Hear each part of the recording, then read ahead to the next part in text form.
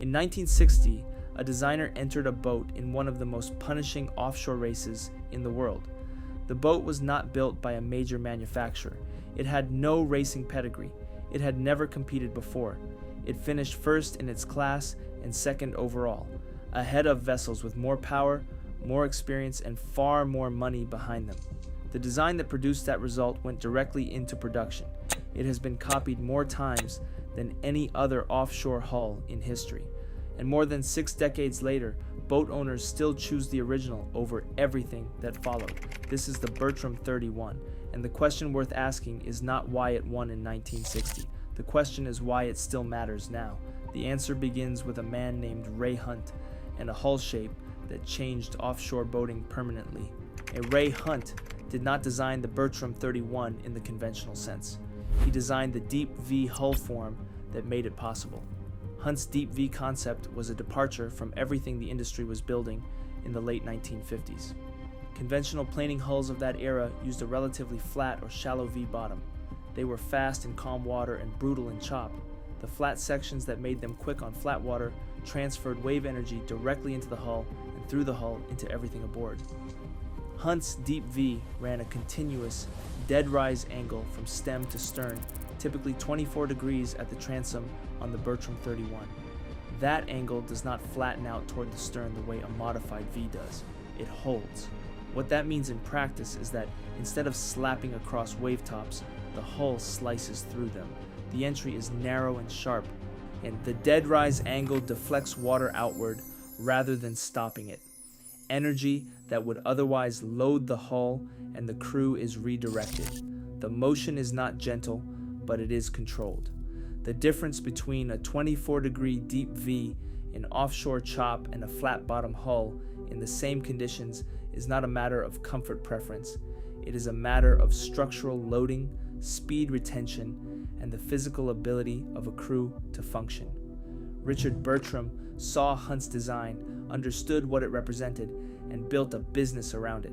The Moppy, the prototype that raced in the 1960 Miami-Nassau race, demonstrated in competition what Hunt had demonstrated on paper. The Bertram 31 entered production in 1961. It was built in fiberglass at a time when the industry was still debating whether fiberglass was a serious material for offshore use. The answer, delivered repeatedly over the following decades, was unambiguous. The Bertram 31 is 31 feet overall, with a beam of 11 feet 3 inches. Draft is 2 feet 9 inches with drives down. Displacement runs approximately 10,500 pounds fully loaded. The hull is a full deep V from bow to transom, deadrise held at 24 degrees at the stern without compromise. That specification has not changed across the production run. What changed were the deck layouts, the interior configurations, and the power options, but the hull form that Hunt designed and Bertram put into production remained the constant. The original power configuration used twin gasoline inboards. Over the production life of the 31, owners and yards have installed everything from twin gasoline inboards to twin diesel inboards to twin stern drive configurations. The hull accommodates the variation. Maximum speed with appropriate twin diesel installation runs in the range of 28 to 32 knots, depending on load and configuration. Cruise speed for range planning purposes falls between 18 and 22 knots at economical RPM settings. Those are not exceptional numbers by current standards. They were exceptional in 1961, and they remain competitive for a hull of this size and displacement. The range figure depends entirely on fuel capacity and engine configuration. Standard fuel capacity in factory specification runs to 160 gallons.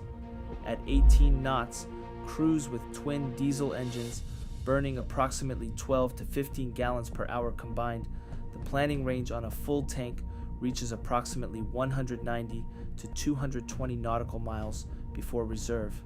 Apply the standard 1/3 reserve and the operational radius becomes 125 to 145 nautical miles from departure.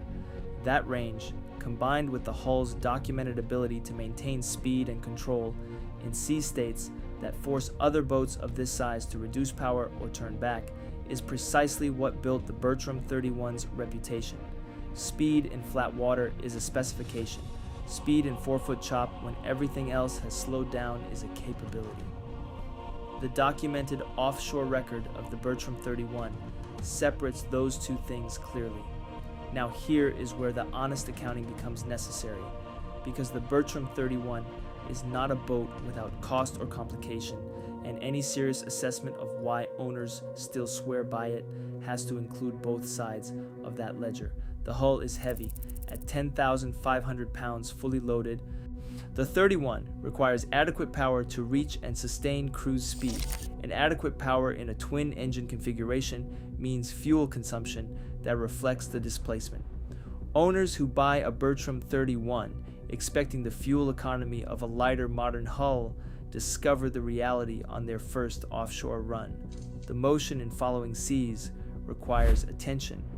The deep V that controls the boat beautifully in head seas and beam seas becomes less predictable in a steep following sea if the helmsman is not managing throttle and heading actively.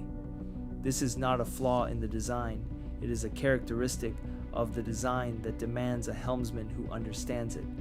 The maintenance picture is one that any prospective buyer must examine carefully. The Bertram 31 hulls currently in service range from early 1960s production to boats built in the 1980s. And that means the youngest examples are now 4 decades old. Fiberglass construction of that era was durable, but not maintenance-free.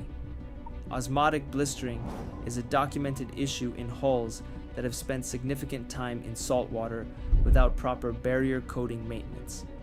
The deck hardware and through-hull fittings on older examples require systematic inspection and, in many cases, replacement. The engine beds on boats that have operated in offshore conditions accumulate structural fatigue over decades of use. None of these are reasons to avoid the Bertram 31. They are reasons to perform a proper survey before purchase and to budget maintenance costs honestly against the purchase price. The used market for Bertram 31s reflects the hull's reputation accurately.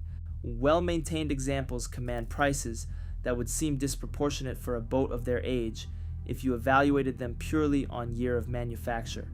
The market does not evaluate them that way.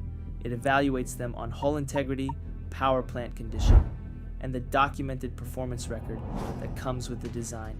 A properly maintained Bertram 31 in good mechanical condition sells for more than comparable length boats of the same vintage because buyers understand what they are purchasing. They are purchasing a hull that was engineered to a standard, proven in offshore competition, and built from a design that the industry spent 60 years trying to improve on and never fully surpassed. The boat owners who still swear by the Bertram 31's design are not operating on nostalgia. They are operating on a calculation. The deep V hull form Ray Hunt designed and Richard Bertram put into production in 1961 remains one of the most competent offshore platforms available at this length, at any price, in any year of manufacture. The 24-degree deadrise does not become less effective with age. The hull form does not depreciate. What ages is the equipment around it, and that equipment is replaceable. The hull is the asset, and the hull, maintained correctly, does not diminish. That is why it still matters. That is the complete answer. If you enjoyed this video, please like, subscribe, and turn on the notification bell. More deep boating stories are coming.